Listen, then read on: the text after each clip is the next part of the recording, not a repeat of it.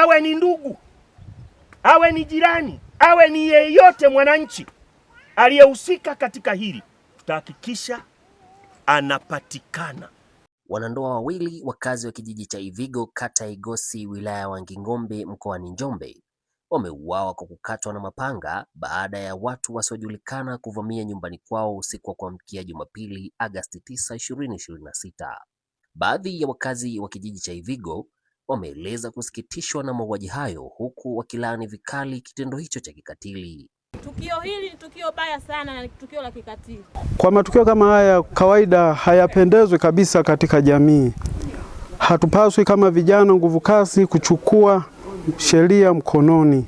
Akizungumza wakati wa kushiriki mazishi ya wanandoa hao, mkuu wa wilaya ya Wanging'ombe Zakaria Mwansasu amelaani mauaji hayo na kuliagiza jeshi la polisi kuweka kambi katika kijiji hicho ili kuhakikisha wahusika wote wanakamatwa na kufikishwa kwenye vyombo vya sheria, huku uongozi wa kata hiyo ukiwa umeanza kuchukua hatua za kiusalama kwa kuzuia wakazi wa kijiji cha Ivigo kuondoka ndani ya kijiji hicho bila kibali hadi pale uchunguzi wa tukio hilo utakapokamilika.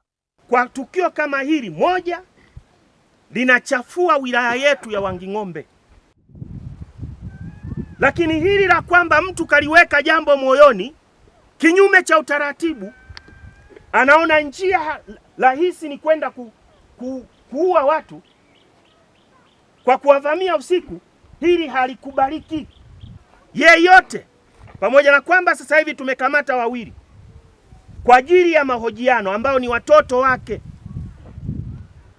tayari wako kwa ajili ya mahojiano na jeshi la polisi, lakini yeyote ambaye amehusika katika hili hatutamvumilia. Awe ni ndugu, awe ni jirani, awe ni yeyote mwananchi aliyehusika katika hili, tutahakikisha anapatikana kwa gharama yoyote. Kuanzia leo kutoka kwenda popote bila kibali cha serikali na bila kujua sababu na umuhimu wake kwenda huko. Tunataka wote wanaoishi hapa Ivigo wote wawepo. Mkuu wa wilaya ametamka jeshi litahamia hapa. Tupo mwaka wa mbele. Imewashika.